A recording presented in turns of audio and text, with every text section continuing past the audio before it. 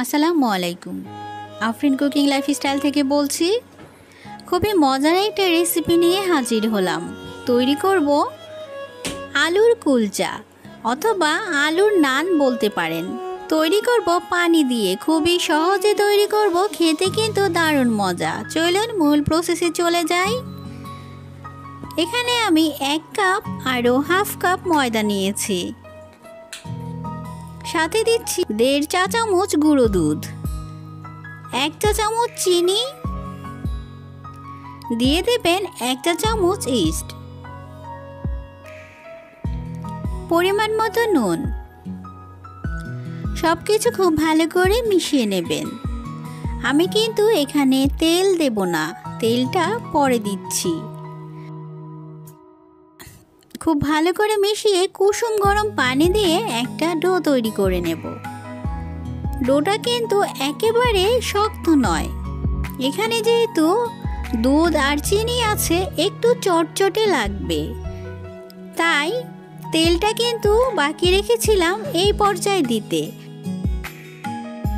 চটচটে যখন লেগে যাবে তখন তেলটা দিয়ে কিন্তু খুব সুন্দর ডো তৈরি করে নিতে পারবেন, ঠিক আমি যেমনটি করেছি।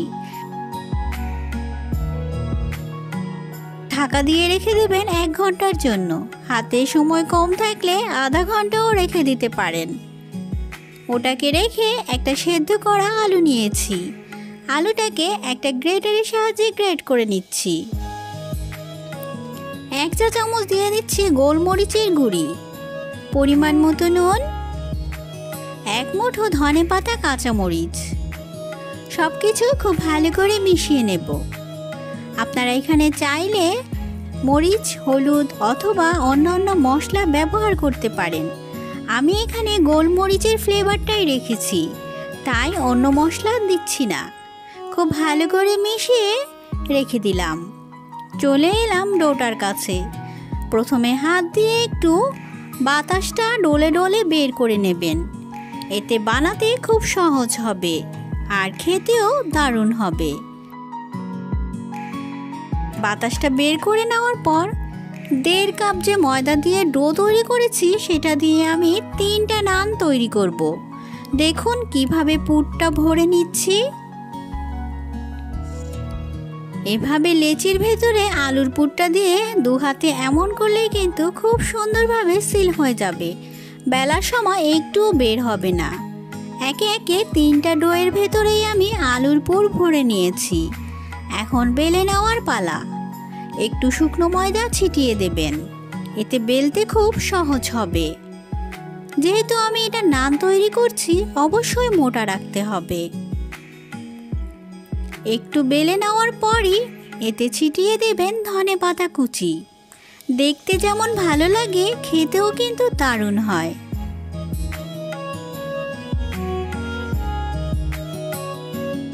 এখন ভাজার প্রসেসটা জেনে নিন।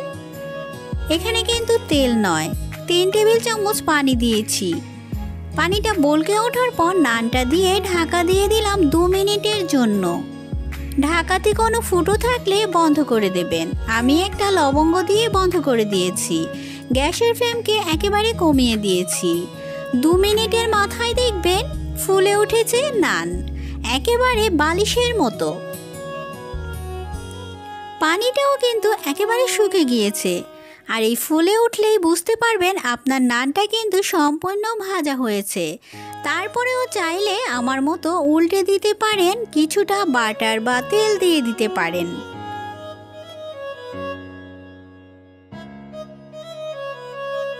এখন খুব ভালো করে আবার ভেজে নিতে পারেন। চাইলে কিন্তু এভাবেও খাওয়া যেতে পারে। একে একে বাকি নান দুটো আমি বানিয়ে নিচ্ছি। তৈরি কিন্তু আমার আলুর নান বা আলুর কুলচা। যদি সহজ রেসিপিতে আমার এই নাস্তা ভালো লেগেছে অবশ্যই বাড়িতে বানিয়ে নেবেন। ভিডিও ভালো লাগলে একটা লাইক দিয়ে দেবেন। আল্লাহ হাফিজ।